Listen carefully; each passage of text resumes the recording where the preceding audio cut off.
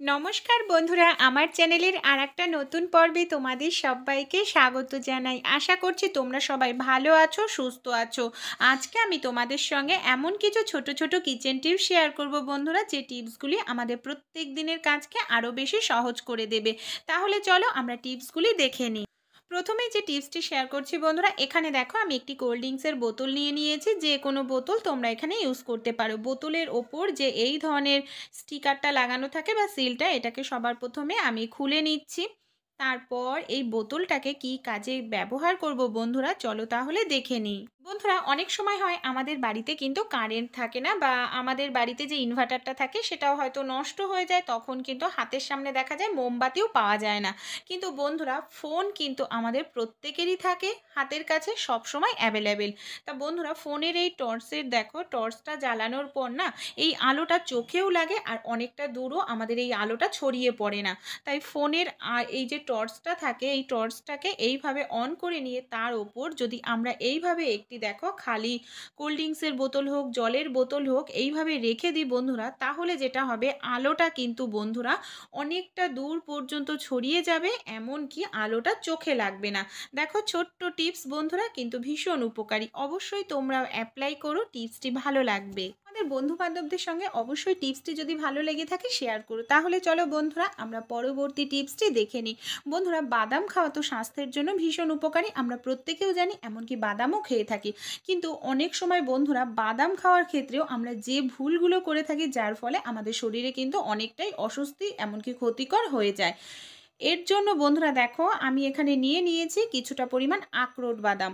আমরা অনেকেই আছি আখরোট বাদাম কিন্তু নর্মালভাবেই খেয়ে নিই। কিন্তু বন্ধুরা, আখরোট বাদাম আমরা নর্মালভাবে যদি না খেয়ে ভিজিয়ে রেখে খাই, এর পুষ্টিগুণ কিন্তু ভিজে গেলে দ্বিগুণ বেড়ে যায়। এমনকি এই বাদামের যে খোসাটা আছে না, এটা অনেক সময় কিন্তু আমাদের হজমে গণ্ডগোলের সৃষ্টির কারণ হয়ে দাঁড়ায়। তাই অবশ্যই আখরোট বাদাম হোক কিংবা চীনা বাদাম যখনই তোমরা খাবে বন্ধুরা, ওটা যদি জলে ভিজিয়ে রেখে খাও, কাঁচা বাদামগুলো খোসাটা ছাড়িয়ে খাবে, তাহলে কিন্তু দেখবে হজমেও গন্ডগোল হবে না। এমনকি বাদাম খেলেও তোমাদের বাদামের যে পুষ্টিগুণ সেটা কিন্তু পুরোটাই পাবে। ছোট্ট টিপস কিন্তু ভীষণ উপকার, অবশ্যই অ্যাপ্লাই করো। বা ভিজে গেলে বাদামের খোসাটাও কিন্তু নরম হয়ে উঠে যায়। তাহলে চলো পরবর্তী টিপসটি দেখে নিই। বন্ধুরা, তোমরা কি কখনো গরম তাওয়ার উপরে এইভাবে দুধ দিয়ে দেখেছো? না থাকলে অবশ্যই দিও। এখানে দেখো, আমি গরম তাওয়ার উপরে কিছুটা দুধ আর কিছুটা পরিমাণ হলুদ এইভাবে দিয়ে খুব ভালো করে মিশিয়ে নিচ্ছি।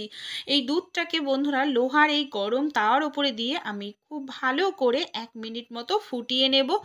যখন আমাদের এই দুধটা বন্ধুরা খুব ভালোভাবে ফুটে উঠবে, দেখতে পাচ্ছ একেবারে ফুটে উঠেছে, তখন বন্ধুরা আমি গ্যাসটাকে বন্ধ করে দিচ্ছি। এবার বন্ধুরা, এই দুধটাকে আমি একটি গ্লাসের মধ্যে ঢেলে নেব। এখানে দেখো, আমি যে গ্লাসের মধ্যে ঢেলে নিয়েছি, সেই গ্লাসের মধ্যেও কিন্তু বন্ধুরা বেশ কিছুটা পরিমাণ দুধ রয়েছে। বাকি দুধের সঙ্গে বন্ধুরা এই হলুদ মেশানো দুধটাকে খুব ভালো করে মিশিয়ে নেব। আমরা দুধ কম বেশি প্রত্যেকেই খাই, আমাদের বাচ্চাদেরকেও কিন্তু দুধ খেতে দিই। কিন্তু বন্ধুরা, আমরা যদি এইভাবে দুধের মধ্যে সামান্য পরিমাণ একটু হলুদ মিশিয়ে খাই, তাহলে কিন্তু আমাদের শরীরে রোগ প্রতিরোধ ক্ষমতা বেড়ে যাবে। আর সেটা যদি হয় লোহার পাত্র বন্ধুরা, লোহার তাওয়া কিন্তু কম বেশি আমাদের প্রত্যেকের বাড়িতেই থাকে, লোহার কড়াই না থাকলেও।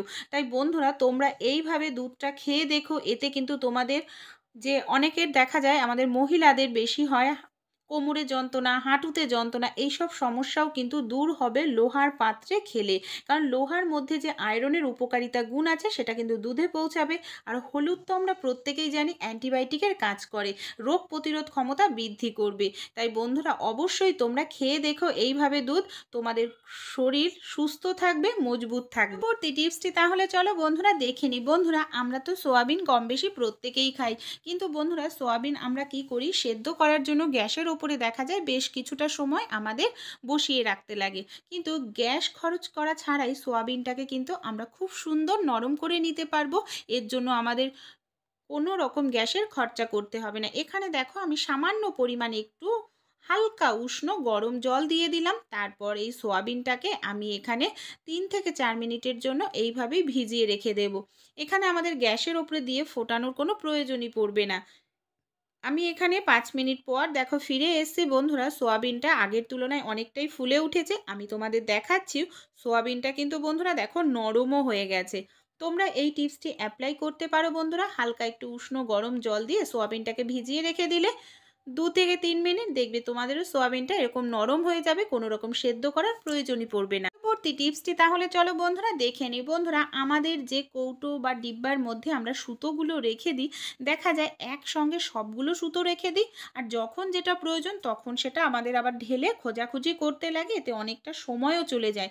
আর এইভাবে সুতো রাখলে বন্ধুরা একটি সুতোর সঙ্গে আরেকটি সুতোও জড়িয়ে যায়, এতেও কিন্তু আমাদের বেশ কিছুটা সুতো নষ্ট হয়। তাই বন্ধুরা আমরা যদি এইভাবে না রেখে একটু বুদ্ধি খাটিয়ে রাখি, তাহলে কিন্তু যখন যেটা প্রয়োজন সেই সুতোটাও পেয়ে যাব, সুতোও একটু নষ্ট হবে না। এর জন্য দেখো বন্ধুরা কি করতে হবে, দেখো এখানে আমার কতটা সুতো দেখো এইভাবে পেঁচিয়ে পেঁচিয়ে নষ্ট হয়ে গেছে। এর জন্য ভাবলাম এই টিপসটি তোমাদের সঙ্গেও শেয়ার করি। এখানে যে কৌটোর মধ্যে আমি সুতোটা রাখবো বন্ধুরা, এখানে আমি নিয়ে নেব দেখো কিছুটা পরিমাণ পেপার সেলুটেপ। তো তোমরা এখানে ডবল টেপের সেলুটেপও ইউজ করতে পারো। পেপার সেলুটেপকে এইভাবে ছোট ছোট করে কেটে নিয়ে আমি এইভাবে কৌটোটার 4 সাইডে আমি খুব ভালো করে লাগিয়ে নেব। এবার বন্ধুরা আমাদের যে সুতোগুলো আছে না, সুতোগুলো দেখো এই সেলুটেপের গায়ে এইভাবে লাগিয়ে দিচ্ছি। এর ফলে যেটা হবে সবগুলো সুতো কিন্তু বন্ধুরা আমরা দেখতেও পারবো যে কোন সুতোটা আমাদের প্রয়োজন, সেই সুতোটা আমরা সঙ্গে সঙ্গে নিয়ে নিতে পারবো। দেখো এইভাবে আমি খুব ভালো করে সুতোগুলোকে আটকে নিলাম। দেখতে পাচ্ছ কতটা সুন্দর পরিষ্কারও মনে হচ্ছে আমাদের কৌটোটা। এবার আমাদের যে বন্ধুরা সুচগুলো রয়েছে না, দেখো সুচগুলোকেই ঢাকনার মধ্যেও আমি একটু সেলুটেপ লাগিয়ে এই সুচগুলোকেই সেলুটেপের সঙ্গে আটকে দেব। যেহেতু এখানে আঠা রয়েছে তাই খুব সহজেই আটকেও থাকবে, এমনকি আমাদের যখন সুচ প্রয়োজন তখন আমরা সঙ্গে সঙ্গেই পেয়ে যাব। আর বন্ধুরা আমাদের যে বোতাম কিংবা হুক রয়েছে সেগুলোকে দেখো কি করব, সেগুলোকে আমি এই যে কৌটোটা আছে না, এই কৌটোর মধ্যে এইভাবে নিচের দিকে রেখে দেব। দেখো এটা কিন্তু একেবারেই আলাদা রয়েছে। এবার ঢাকনা দিয়ে আটকে রাখলেই কিন্তু বন্ধুরা আমাদের সুচ সুতো এমনকি হুক সব একসঙ্গেই থাকবে। যখন যেটা প্রয়োজন তখন সেটা আমরা খুব সহজেই বের করে নিতে পারবো। এই টিপসটি তাহলে চলো দেখে নিই। এখানে দেখো গ্যাসের উপর আমি একটি কড়াই বসিয়ে দিয়েছি। কড়াইয়ের মধ্যে আমি এখানে দিয়ে দিচ্ছি 1.5 কাপ পরিমাণ জল। আমি যতটা পরিমাণ জল দিচ্ছি বন্ধুরা আমাদের সবগুলো উপকরণ সেরকমই মেপে নিতে হবে। এখানে দেখো সামান্য পরিমাণ আমি নুন দিয়ে দিলাম পরিমাণ মতো। আমি এখানে 1.5 কাপ পরিমাণ জল দিয়েছি বন্ধুরা, তাই এখানে আমি আটা নিয়ে নিচ্ছি 3 কাপ পরিমাণ মতো।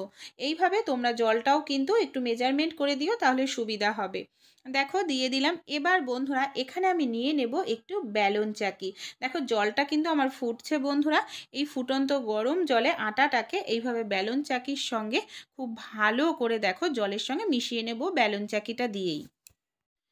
এরপর বন্ধুরা আমি গ্যাসটাকে বন্ধ করে দিয়ে কড়াইটাকে নামিয়ে নিয়েছি। দেখো বেলন চাকিটা দিয়েই বন্ধুরা এইভাবে আমি কিন্তু বেলনটাকে দিয়ে আটাটাকে খুব ভালো করে নাড়াচাড়া করছি। আমরা তো আটা প্রত্যেকেই মেখে থাকি। অনেক সময় দেখা যায় আটার রুটি খেলে আমাদের গ্যাস অম্বলের সমস্যা হয়, কিন্তু বন্ধুরা আমরা অনেকে গরম জলে আটা মাখি। তাই গরম জলে আটা না মেখে আমরা যদি এই পদ্ধতিতে আটা মাখি বন্ধুরা, তাহলে গ্যাস অম্বলের সমস্যাটা কিন্তু অনেকটাই কমে যাবে। আর এই পদ্ধতিতে তোমরা যদি আটা মাখো কোনো রকম অপেক্ষাও করতে হবে না। গরম জলে দেওয়ার পর তোমরা এইভাবে বেলন দিয়ে যদি আটাটাকে একটু নাড়াচাড়া করতে থাকো, তোমাদের কিন্তু আটাটা আপনা আপনি মাখা হয়ে যাবে, কোনো রকম হাত তোমাদের ব্যবহার করতেই লাগবে না। এইভাবে নাড়াচাড়া করতে করতে দেখতে পাচ্ছ আমাদের আটাটাও ঠান্ডা হয়ে গেল, এমনকি আটাটা আমাদের মাখাও হয়ে গেল। কোনো রকম হাত এখানে আমাদের ব্যবহার করতেই লাগছে না। অনেক সময় দেখা যায় অনেকেরই হাতে ব্যথা পায় কিংবা কেটে যায়, সেক্ষেত্রে কিন্তু হাত দিয়ে আমরা আটা মাখতে অসুবিধা হয়। তাই বন্ধুরা তোমরা কিন্তু এইভাবে খুব সহজে আটাটাকে মেখে নিতে পারো। আর শুধু আটাটা মাখা নয় বন্ধুরা, এইভাবে আটাটা মেখে রুটি তৈরি করলেও কিন্তু রুটি খেলে তোমাদের কোনো রকম গ্যাস অম্বলের সমস্যা হবে না, এমনকি রুটি তোমাদের অনেকক্ষণ পর্যন্ত নরম থাকবে। বেলনটাও দেখো বন্ধুরা আমাদের কিন্তু একটু নোংরা হয়নি। যতটা আটা লাগা ছিল খুব সহজে এইভাবে করলে আটাটা কিন্তু ছেড়ে যাবে।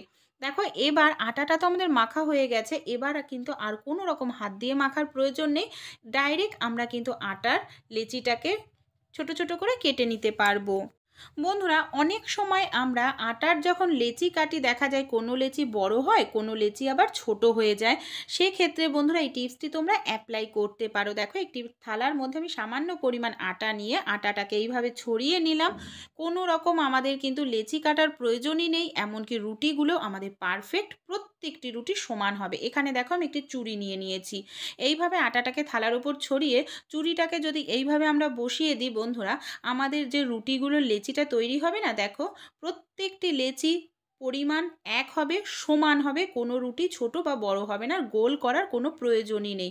দেখতে পাচ্ছ কত সুন্দর, দেখো আমাদের এখানে রুটির জন্য লেচি আমরা কেটে নিতে পারছি। আর এই কাজটি যদি এইভাবে করি বন্ধুরা একেবারে সহজ হয়ে যাবে, আমাদের কোনো রকম হাত দিয়ে গোল করতেও হবে না। এমনকি আমরা যদি হাত দিয়ে করি যে কাজটা আমাদের 2 মিনিট লাগবে, এটাই আমাদের 10 সেকেন্ডের মধ্যে এই কাজটি আমরা করে নিতে পারবো। দেখো কত সহজেই এই চুরির সাহায্যে আমি কতগুলো লেচি অল্প সময়ের মধ্যেই কেটে নিতে পারলাম। বাকি আটাটাকেও আবার আমি এইভাবে থালার মধ্যে পেতে নিয়ে একইভাবে করে নেব। বন্ধুরা আমাদের অনেক সময় হয় আমরা ভাড়া বাড়িতে থাকি, কিংবা আমাদের সব জিনিসপত্র তো কিনে ওঠা সম্ভব হয় না। সেক্ষেত্রে কিন্তু আমি তাদের জন্য বলছি যাদের ঘরে সবসময় অ্যাভেলেবেল থাকে না ব্যালন চাকি, বা হোস্টেলে পড়াশোনা করে, তারা কিন্তু একটি প্লাস্টিকের ওপরেই পারফেক্ট রুটি তৈরি করে নিতে পারে। কোনো রকম ব্যালন চাকির প্রয়োজনই পড়বে না। এখানে দেখো প্লাস্টিক নিয়ে নিয়েছি, আমি একটি আটার প্লাস্টিক কেটে নিয়েছি, তার উপরে আমি একটু আটা ছড়িয়ে আটার লেচিটাকে, রুটি তৈরি লেচিটাকে নিয়ে নিলাম। এর উপরে আবার যে আরেকটা পাশ রয়েছে প্লাস্টিকের সেটা দিয়ে দেবো। দেখো আমি নিয়ে নিয়েছি বন্ধুরা ছোট্ট একটি প্লেট। তোমরা প্লেটের পরিবর্তে এখানে কোনো বাটিও কিন্তু ব্যবহার করতে পারো। আর এখানে প্লেটটা যদি এইভাবে বন্ধুরা আমরা গোল ঘোরাতে থাকি, তাহলেই কিন্তু আমাদের পারফেক্ট ব্যালন চাকির মতো গোল রুটি তৈরি হয়ে যাবে। দেখো রুটিটা কিন্তু আটার লেচিটা দেখো রুটির মতো বড় হচ্ছে। আমি তোমাদের এইভাবেই করে দেখাচ্ছি, রুটিটা কিন্তু পারফেক্ট গোল তৈরি হবে। এমনকি আমাদের ব্যালন চাকিতে যেরকম পাতলা রুটি তৈরি করি না, ঠিক সেরকমই পাতলা পারফেক্ট রুটি তৈরি হয়ে যাবে। বন্ধুরা এবার আমি তোমাদের খুলেও দেখাচ্ছি। দেখতে পাচ্ছ রুটিটা আমাদের কতটা সুন্দর তৈরি হয়েছে। আমি কিন্তু ভিডিওটি একটু স্কিপ করিনি বন্ধুরা। তোমরাও এইভাবে ব্যালন চাকি ছাড়াই কিন্তু একটি প্লাস্টিকের মধ্যে পারফেক্ট রুটি তৈরি করে নিতে পারো, যেটা পারফেক্ট গোল হবে, এমনকি পাতলাও তৈরি হবে। আর এই রুটিটা বন্ধুরা আমি তোমাদের তৈরি করে সেকেও দেখাবো, পারফেক্ট তৈরি হয়ে যাবে রুটি। আমি এখানে দেখো রুটিটা কড়াইতে তোমাদের তৈরি করে দেখাচ্ছি। আমি প্রথমেই বললাম যে এই টিপসগুলো সবাইকে যে করতে হবে এমন কোনো কথা নয়। যাদের প্রয়োজন, যাদের সব জিনিস কিনে ওঠা সম্ভব হয় না, বিশেষ করে যারা ভাড়া বাড়িতে থাকে, হয়তো তাওয়া কিনে ওঠা সম্ভব হয় না, একটি কড়াই দিয়েও যেমন তরকারিও তৈরি করা যায়, সেরকম কিন্তু রুটিও ভেজে নেওয়া যায় একটি কড়াইতে। দেখো কড়াইটাকে খুব ভালো করে গরম করে নেওয়ার পর আমি রুটিটাকে খুব ভালো করে দেখো কড়াইয়ের মধ্যে দিয়ে তাওয়িয়ে নিলাম এইভাবে। এবার আমি সেকেও দেখাচ্ছি রুটিটা পারফেক্ট আমাদের গোল বলের মতো হয়ে ফুলে উঠবে। টিপসগুলি তোমাদের কিরকম লাগলো বন্ধুরা অবশ্যই কমেন্ট করে জানিও। দেখো রুটিটা কতটা সুন্দর ফুলে উঠেছে। টিপসটি ভালো লেগে থাকলে অবশ্যই লাইক